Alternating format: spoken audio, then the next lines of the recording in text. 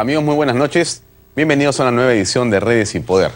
El día de hoy, el presidente Pedro Pablo Kuczynski inició la mañana haciendo deporte junto con su equipo de ministros y el primer ministro Fernando Zavala, en Palacio de Gobierno, por supuesto, y después tuvo una sesión del Consejo de Ministros donde se anunciaron una serie de medidas adoptadas desde este momento. A ver, escuchemos qué fue lo que declaró a partir de lo que pasó hoy en la mañana. Veamos, por favor, adelante.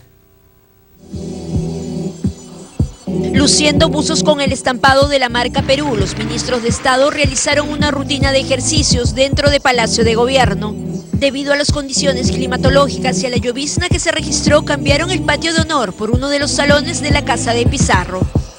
Horas después, el presidente del Consejo de Ministros, junto al titular de Economía, dio detalles sobre las medidas adoptadas en la segunda sesión del Consejo de Ministros. Fernando Zavala se mostró satisfecho con las 3 comisiones que presidirá la bancada de gobierno en la primera legislatura, a pesar de no obtener la de presupuesto. En el caso de Peruanos por el Cambio, vamos a presidir la Comisión de Economía, Comercio Exterior y Justicia, que son 3 comisiones muy importantes para los temas que queremos desarrollar. No se dio la comisión de presupuesto, pero estaremos participando también como miembros ahí, así que creo que al final del día tenemos 3 comisiones importantes que nos permite seguir avanzando. Señaló que ya enviaron la solicitud al Congreso para pedir el voto de confianza el próximo jueves 18 de agosto. De otro lado, Zavala señaló que para el gobierno es prioridad avanzar en el proceso de formalización minera. Informó que en el caso de Madre de Dios se está creando una comisión de trabajo donde participarán instancias del gobierno. El Ministerio del Ambiente y el Ministerio de Energía y Minas, y donde también se ha pedido la participación de 2 congresistas de Peruanos por el Cambio que conocen la realidad para que ayuden a encontrar propuestas que busquen la formalización. Señaló además que se aprobó modificaciones en torno a organismos adscritos a la presidencia del Consejo de Ministros para mejorar la eficacia del Estado. Añadió que el Instituto de Radio y Televisión del Perú pasará al Ministerio de Cultura. A su turno, el ministro de Economía, Alfredo Torne, señaló que se trabajará para reducir el déficit fiscal de manera gradual hasta llevarlo al 1% en el año 2021. Bien, ese era Fernando Zavala.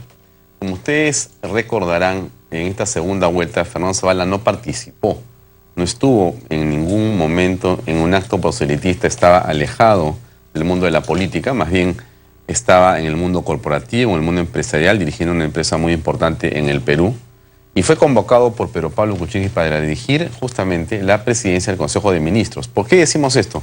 Porque Zavala tiene esa ventaja, digamos, ¿no?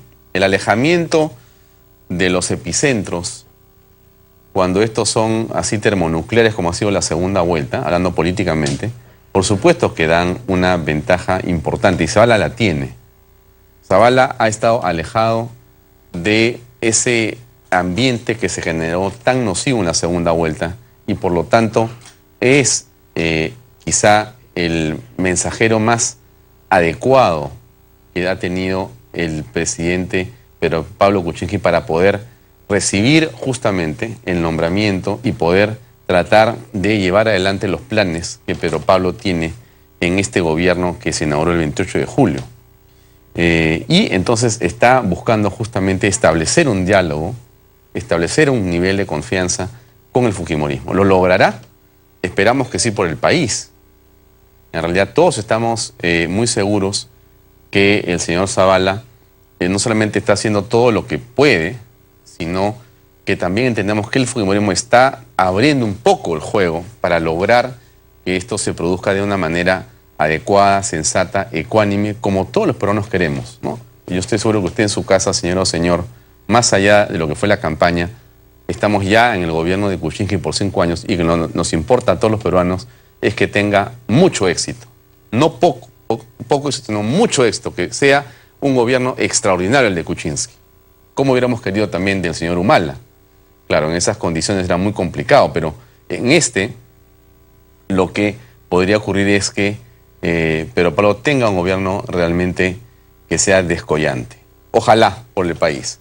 hoy día también se ha estado comentando, por supuesto, por la doctora Luz Aurea Sáenz, perdón, por la doctora, sí, lo relacionado, Luz Salgado, disculpen ustedes, Luz Salgado, lo relacionado a la presentación que va a hacer el señor Fernando Zavala y su gabinete el día 18 de agosto, que es jueves de la próxima semana, a las 9 de la mañana. Ha dado más detalles la señora Luz Salgado, y Luz Salgado también ha señalado que la Comisión de Inteligencia, aparentemente en el Congreso, nadie le hizo quecos, nadie le pareció interesante. Ninguna de las fuerzas políticas la quiso tomar o presidir y finalmente quedó en manos del fujimorismo. ¿Qué habrá pasado en realidad ahí? Bueno, ¿qué dijo en realidad Luz Salgado? Escuchemos, por favor. Adelante. Confirmado el día 18 la presentación del ministro Zavala con su gabinete. Vamos a convocar a las 9 en punto de la mañana y después de pasada la lista. Para esto la Junta de Portavoces se va a poner de acuerdo en los tiempos. ¿Qué tiempos vamos a dar para la presentación del ministro y qué tiempo se va a dar para el uso de la palabra de las bancadas? Les cuento para conocimiento de ustedes que la Comisión de Inteligencia no la quiso ningún grupo político y como al último escogía Fuerza Popular, la tuvimos que tomar. Pero en todo caso, nosotros sabemos de la importancia que hay en el trabajo de inteligencia, yo misma he pertenecido a ella, ahí se han encontrado muchas cosas y la asumimos con mucha responsabilidad, pero ningún partido político la escogió. ¿Por qué creen ustedes que esto habrá ocurrido así? Vamos a conversar con un congresista hoy día, con dos congresistas hoy día, para preguntarles qué fue lo que ha pasado y qué comentan sobre lo de Luz Salgado, que nadie quiso tomar una comisión de tanta importancia como el asunto de inteligencia. Qué curioso. Los congresistas no quieren inteligencia, o no tienen inteligencia. ¿Usted qué cree? Lo decimos con respeto, por supuesto, a ese primer poder del Estado, pero ¿cuánta inteligencia falta en realidad para poder asumir el liderazgo de una comisión tan estratégica como esa? Y aparentemente, por lo que dice Luz Salgado, no ha sido así. Ahora, con respecto a la seguridad, vale la pena comentar que Pedro Pablo hoy día presidió este Consejo Nacional de Seguridad Ciudadana. Esto es una, digamos, reunión muy importante porque permite articular con muchas instituciones públicas y privadas lo que se puede hacer en seguridad. Y esto era labor, o debería ser labor del presidente de la República, estar al frente de ello, dadas las condiciones de la inseguridad en el país. El presidente Ollanta Humala estuvo, si no me equivoco, en una y desapareció. 5 años, ¿eh? 5 años, la gente muriendo en las calles, los niveles exorbitantes de inseguridad en el país, y el señor Humala decidió ir a una sola reunión y se le encargó, nadie sabe a quién, porque fue lo más improductivo el tema de seguridad y el manejo de la seguridad en el país. Eso fue el comandante Humala, un hombre de uniforme que más bien logró votos, pensábamos muchos, porque tenía justamente ese uniforme en su historia, terminó siendo en realidad el que menos le importó el tema de la seguridad. Pero ¿qué cosa dijo Pedro Pablo Kuczynski en este CONASEC el día de hoy? A ver, escuchemos al presidente Pedro Pablo Kuczynski, por favor. El reto más grande que tiene hoy el Perú es la seguridad. La seguridad en las calles, en las casas, en las carreteras, por todos lados. Y yo personalmente voy a supervisar eso como lo manda la Constitución, pero asistiendo al Consejo Nacional de Seguridad Ciudadana cada trimestre o más frecuentemente si las circunstancias lo demandan. Yo me voy a ocupar de esto. Yo creo que podemos tener éxito. Son unos retos inmensos, pero también, como lo acaba de decir el ministro, estamos mejorando la situación económica de la policía a partir de septiembre, haciendo que sus bonos sean pensionables, y luego habrá otra etapa en diciembre. Bueno, el tema de los bonos pensionables es una oferta que también la había señalado el fujimorismo. En todo caso, lo que importa es que los policías sean correctamente atendidos y que sepamos diferenciar con claridad la policía buena de la policía mala. Lamentablemente esta última también existe en el país. Este asunto de la seguridad es importantísima. Ha sido, como ustedes saben, nombrado, Carlos Basombrío, ministro del Interior. Y él ha hecho hoy algunos anuncios como jefe ya de la cartera, señalando que van a haber operativos y que van a hacer una serie de, digamos, acciones en función de demostrar que tienen el camino y que conocen cómo manejar el sector. Vamos a ver y le deseamos sinceramente el mayor de los éxitos al señor Basombrío, el mayor de los éxitos, como a todos los ministros, porque el éxito de Basombrío y el éxito va a ser el éxito de todos los peruanos. A ver, ¿qué cosa dijo Basombrío, por favor? Unos segundos, adelante. En estos primeros 100 días, al menos 30 megaoperativos contra el crimen. 30 megaoperativos contra el crimen en alianza con el Ministerio Público y el Poder Judicial. Vamos en la tercera medida, de las 10 que voy a leer, de las 29 que son, es el patrullaje integrado policía-serenazgos. Nos comprometemos desde el Ministerio del Interior a garantizar que al menos 800 vehículos del serenazgo van a contar con policías.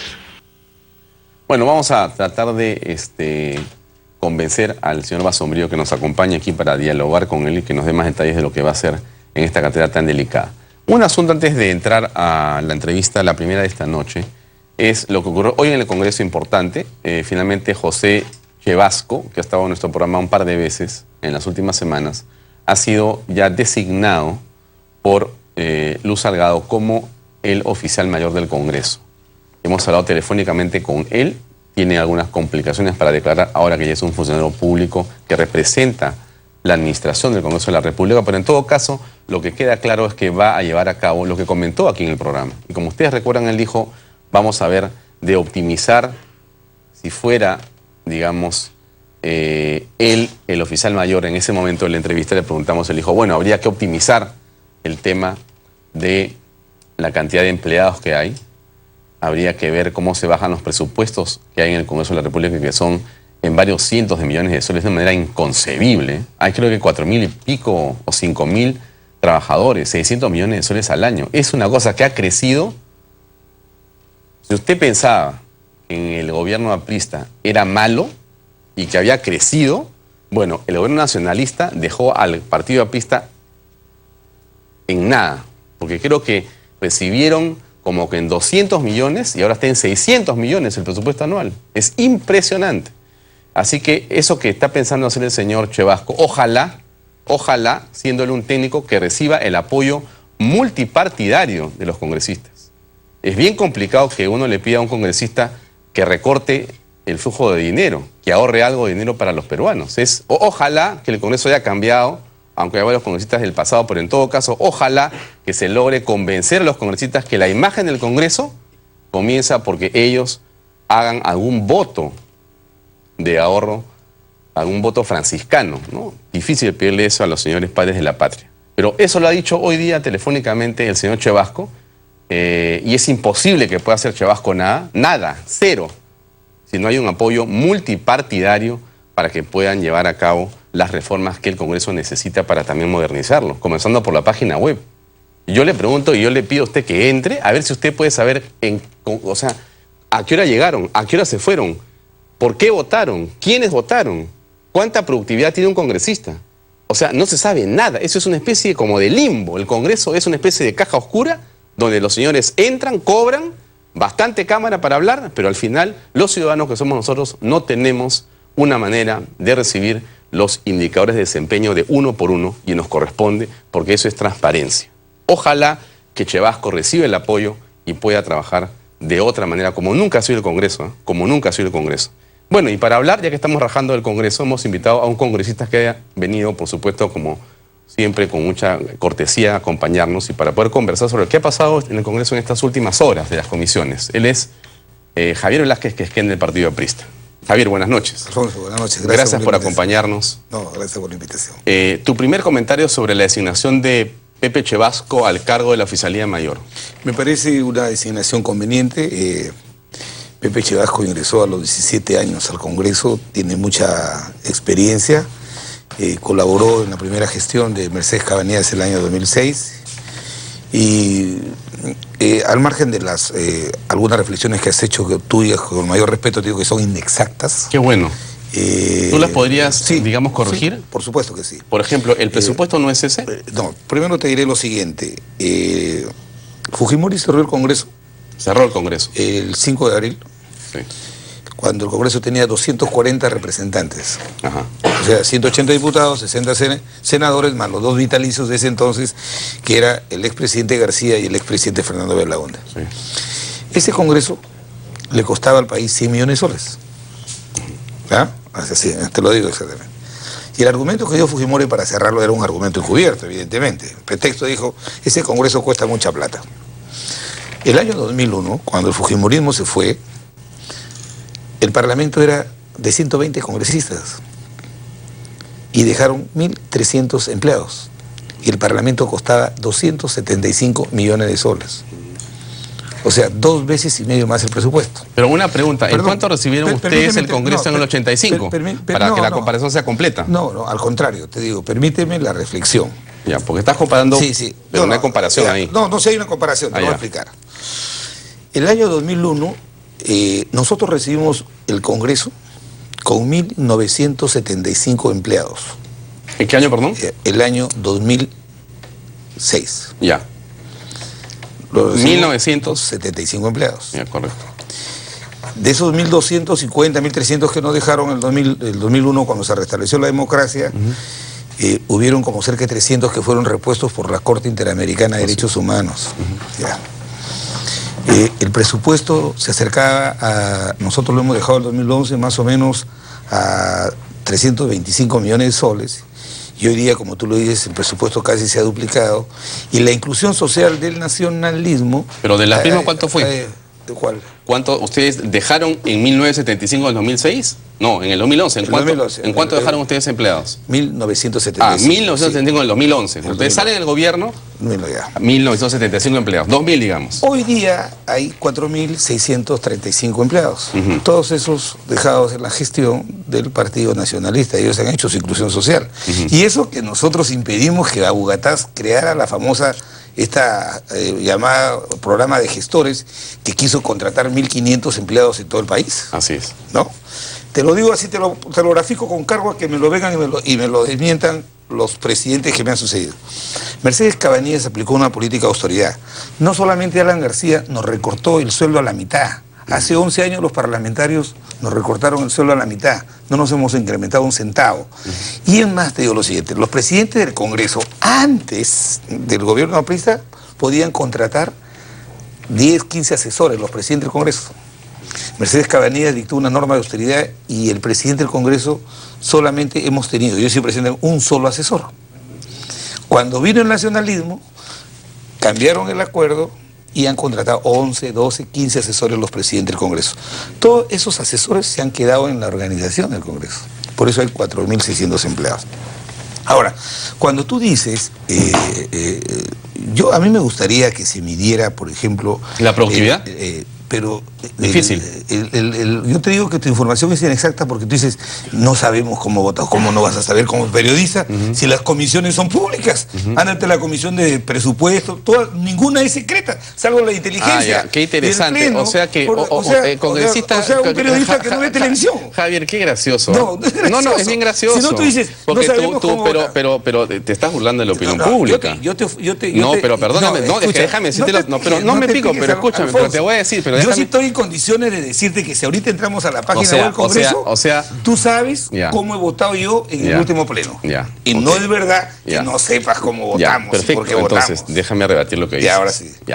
Tú dices, las comisiones son públicas. Así es. ¿No es cierto? Las comisiones ordinarias ¿Y qué quieres, que la gente haga cola para entrar al Congreso? Hay un canal del Congreso y la prensa informa. Entonces hay que tener televisión para hacerlos a ustedes. No, pues, ¿ya vieron? O sea... Mira, no, lo que te quiero decir es lo siguiente, y tú tienes que, si tú comienzas por querer decir o hacer creer a las personas que tú vives en un paraíso de eficiencia y de transparencia, Javier, porque eso no ayuda a la democracia. Nosotros necesitamos que los congresistas como tú, con inteligencia y experiencia, nos ayuden a los ciudadanos a recobrar la confianza en el poder del Estado. Y eso... Mira, lo que yo te he escuchado decir es decir, nosotros no sabemos cómo votan y por qué votan. Es como tú como periodista, tú das una opinión y tú, por ejemplo, das una información. Y a ti te garantiza el sistema democrático que tú puedas guardar reserva de tu fuente. ¿cierto? Entonces, en el caso de nosotros, si yo voto, por ejemplo, a favor de que se deroguen o no se deroguen, esa es una posición política que democráticamente se discute y públicamente. El Parlamento peruano es uno de los pocos en el mundo donde la prensa tiene acceso al hemiciclo. Ándate al primer parlamento del mundo, al parlamento inglés, y no me lo han contado, si no yo lo he vivido, la prensa no entra al hemiciclo. Ya, voy a hacerte, hagamos una prueba. Vamos a sentarnos frente a una cámara los dos, vamos a aprender la página web y vamos a ver cómo es que podemos saber cómo están votando los congresistas. A ver cuánto te demoras, a ver cómo se para el sistema. A ver, esa es otra cosa, pero... perdóname, Javier, ¿de qué estás hablando? No, más bien, lo que tú me dices es otra cosa. Te digo lo siguiente. O yo te digo la verdad. Mira, te digo lo siguiente. El paraíso no lo puedes crear tú. Porque yo no lo estoy creando, lo estoy comentando. Las comisiones ordinarias se reúnen públicamente. O sea, ¿tú crees que está muy bien lo que está pasando en el Congreso con respecto a la cantidad de información que tiene el ciudadano en la calle? Todos tienen información en la mano. No. Es que te digo lo siguiente. Los ciudadanos que tienen... Y te digo, la evaluación de los parlamentarios es política. Tú estás haciendo una evaluación política. Y la legitimidad... Por ejemplo, tú como periodista, ¿cómo te evalúas? La gente, como buen periodista, te sintoniza. Pero la gente que cree que no lo estás haciendo bien... Yo no creo que sea la sintonía una manera de... esa será tu evaluación. Perdón, discúlpame. Los parlamentarios... Eso será tu forma de pensar. ¿Cómo puedes tú decir, por ejemplo, había un parlamentario que cada periodo legislativo o sea, el que tiene más detalles es el mejor, según tú. Su proyecto legislativo que se lo archivaban a la legislatura anterior, les cambiaban los términos y lo volvía a presentar y aparecía en la estadística como el que más proyecto presenta.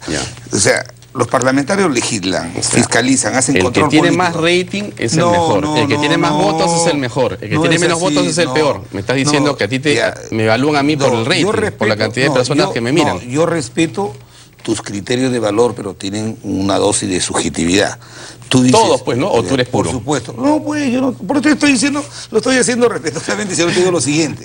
Pero ¿por qué me criticas a mí si lo que importa no es lo que yo digo, sino el fondo del mensaje es una crítica a la institucionalidad del Congreso que tiene que creo que revisarse? Lo que has dejado percibir es que como que los parlamentarios... Creo que te has explicado porque lees la Partido Aprista. Te has explicado ahí. No, yo no, de verdad...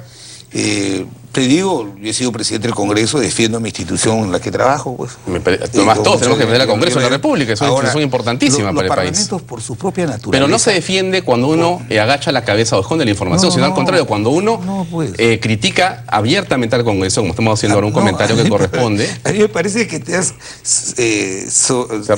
picado por un tema que yo te he rebatido porque te digo lo siguiente. Las comisiones ordinarias del Parlamento se reúnen. Mira, te digo, yo he visitado muchos parlamentos del mundo. Y la prensa no tiene acceso al hemiciclo. Por ejemplo, en el Parlamento inglés. ¿Y acaso alguien dice eso es poco democrático? No, pero nosotros, del Parlamento, toda esta información que te estoy dando es una información pública.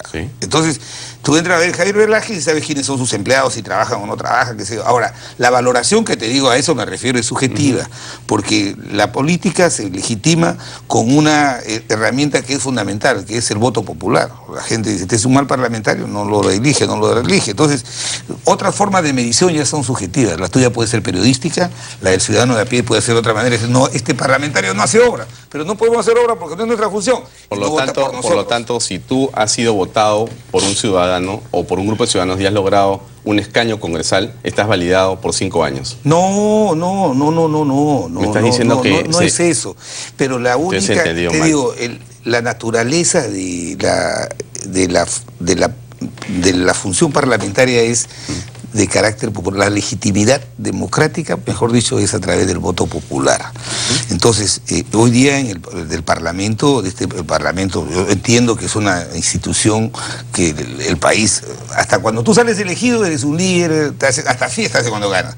Pero después cuando ya eres parlamentario, ya eres ocioso, no hace nada, que por aquí, o sea, roba cable, come oro por aquí, y nos quieren juzgar a todos en tu integridad. Entonces, esta es una institución fundamental y nosotros aspiramos a que este nuevo Parlamento, por ejemplo, esta nueva representación haga las cosas mejor, de que tengamos una mejor relación. Y una de las razones por las que yo estoy acá justamente es para comunicar, para que el país sepa qué hacemos, cómo actuamos, de qué manera actuamos y por qué actuamos. Ya, a ver, entonces cuéntanos, Javier, ¿cómo ha sido esto de las comisiones hoy día, hasta donde tú sabes de información?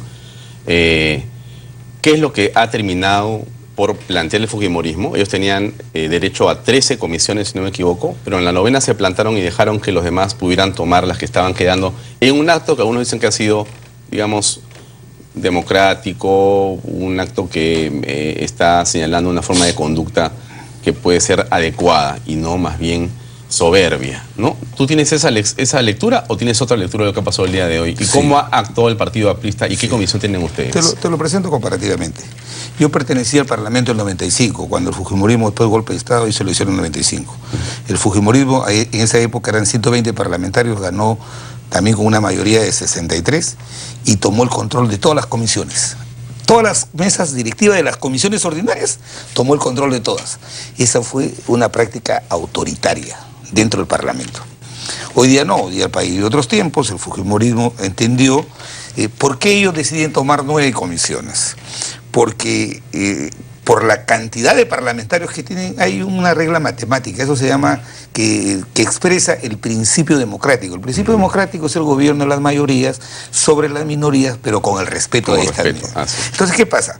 Ellos pudieron primero hacer la práctica del 95, tomarse todas las comisiones, que eso hubiera generado una reacción en el Parlamento. Segundo es que ellos hubieran podido decir, ¿sabes qué? Nos corresponde tomar las 13 comisiones que queremos. Entonces ellos fueron a una fórmula intermedia. Dijeron, ¿por qué 9? Porque la segunda bancada que sigue en cantidad de acceso a comisiones ordinarias es la bancada de Frente Amplio y le corresponderían 4. Entonces ellos tomaron 9 y dejaron 4 para tomarlas indistintamente en una especie de rueda que permite que cada bancada vaya tomando comisiones. Por ejemplo, nosotros, con Acción Popular, nos tocaba elegir al último, y no es porque sean autoritarios los que tienen más parlamentarios, sino ese es el principio democrático. Pues. El país ha querido que seamos 5, entonces entre las que quedan hemos escogido defensa. Por eso que a mí me parece que, por ejemplo, Luz Salgado, la presidenta del Congreso... ¿Qué pasó con inteligencia? No me parece que dice las cosas completas, parece que no le han dado la información. La Comisión de Inteligencia, en la que nosotros hemos querido pertenecer, y pedimos, pero aplicando la proporcionalidad no nos alcanza. No nos alcanza. Entonces es democrático también.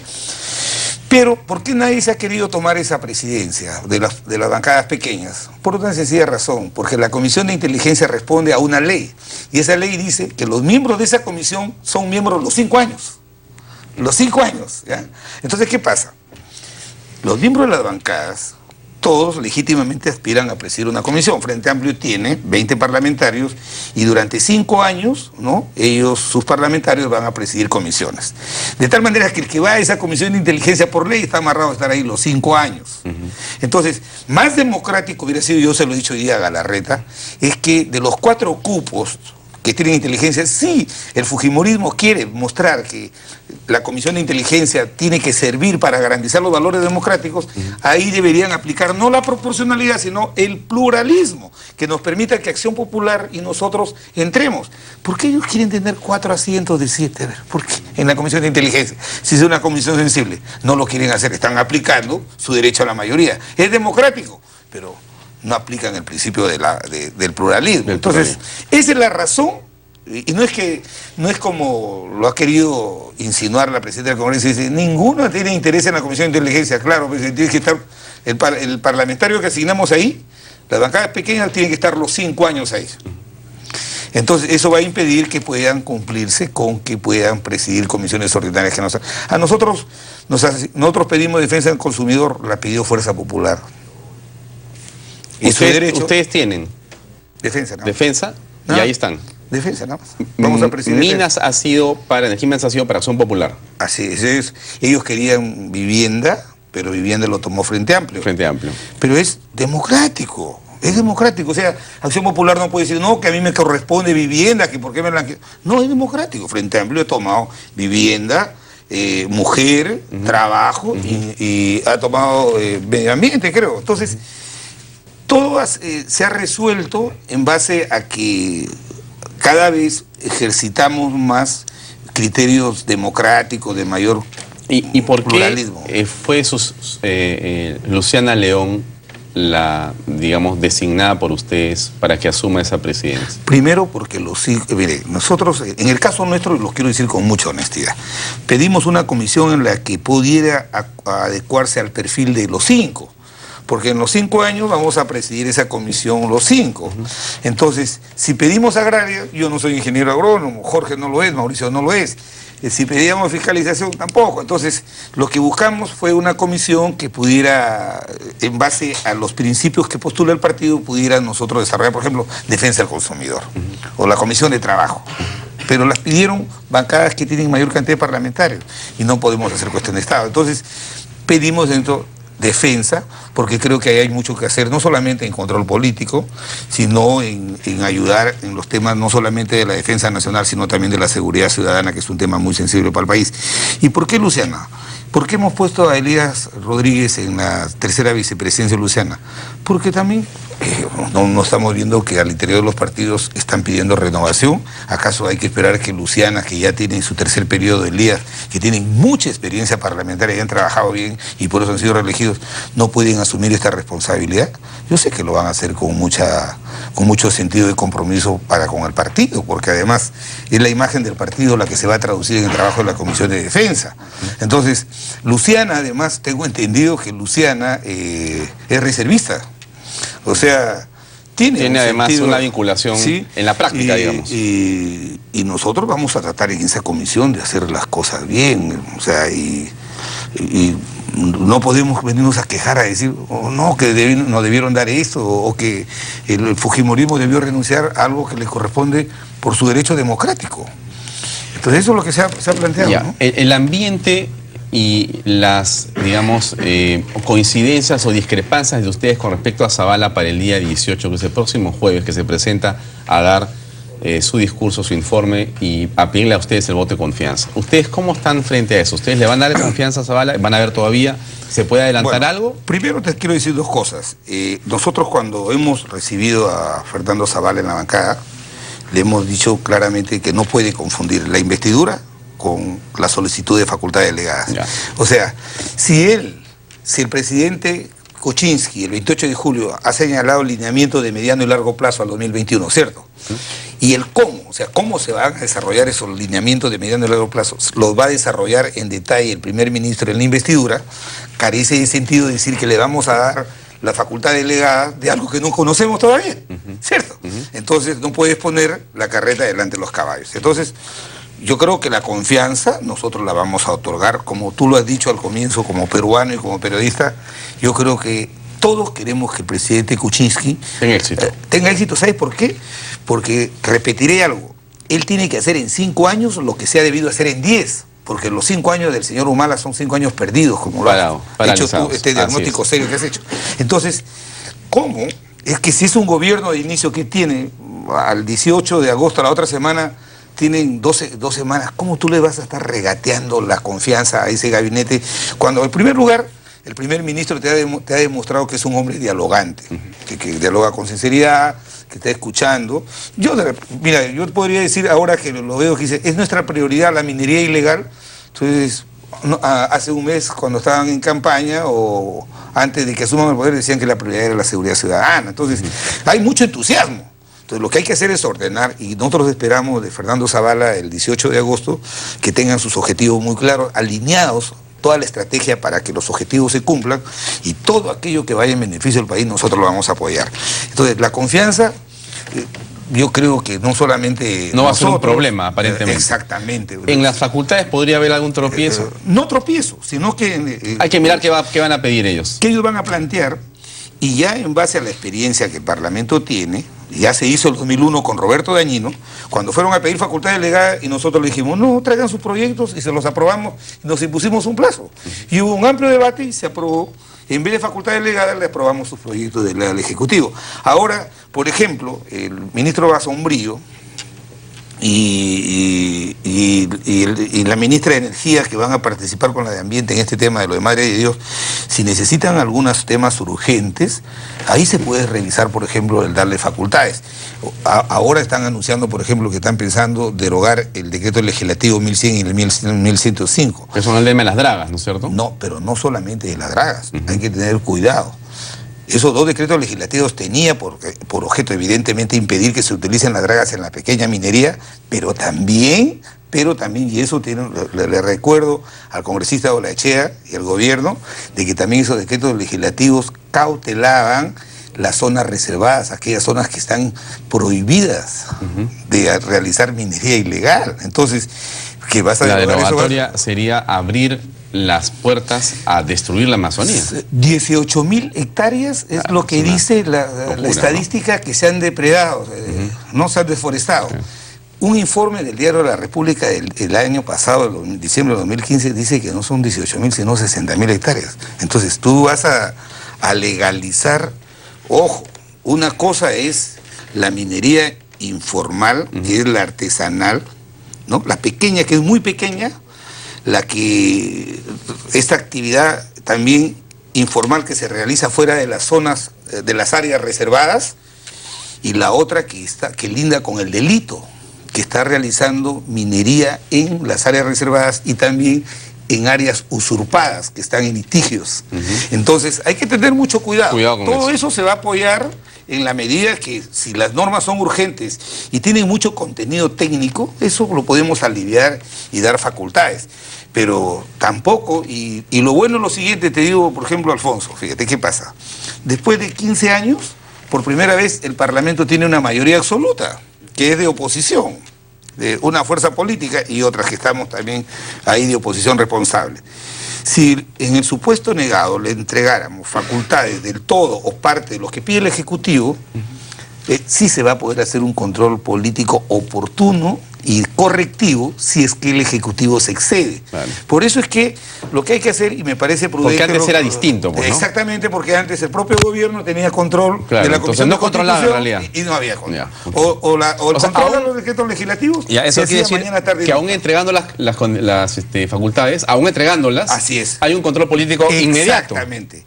Que estará no en la responsabilidad del gobierno, sino en responsabilidad de la oposición, del Parlamento. Exactamente. Por eso es que ese es un buen no tema. nos debemos preocupar mucho. Lo que sí es que tampoco podemos vaciar de contenido una institución que por esencia debe legislar. Por supuesto. Entonces, si tú le vas a decir, ¿sabes qué? Voy a legislar sobre todo en el Ejecutivo. Entonces nosotros también le decimos, ¿sabes qué?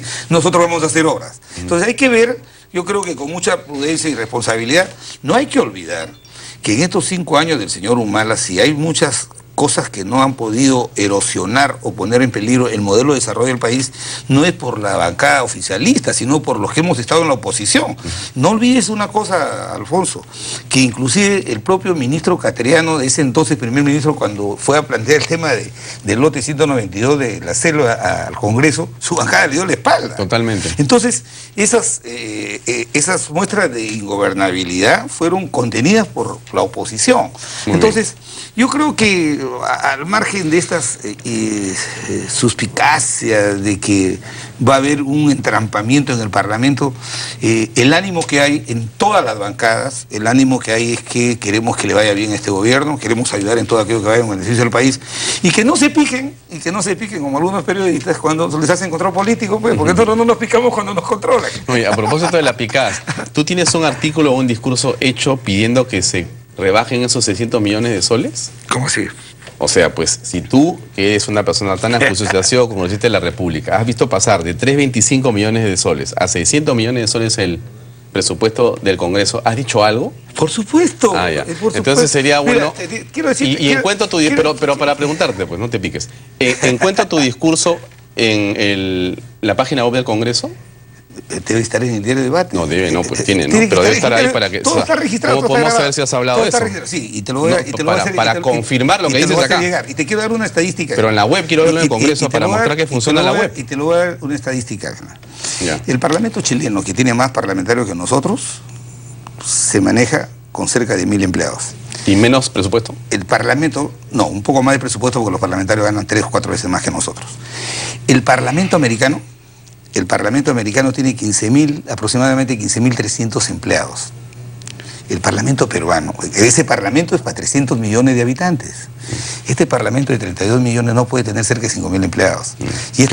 Y esta racionalización la tiene que hacer Pepe Chevasco y la actual gestión.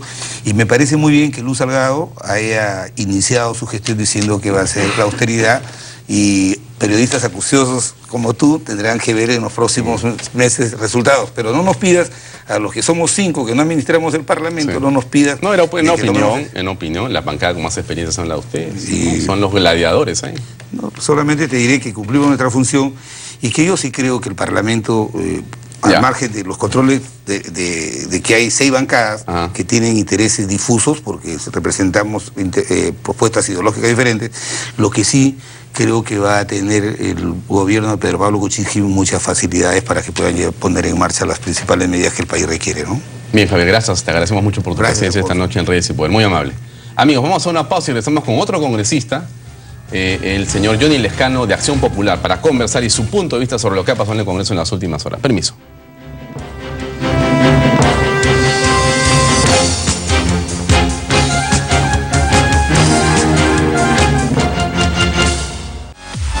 Todos los sábados y domingos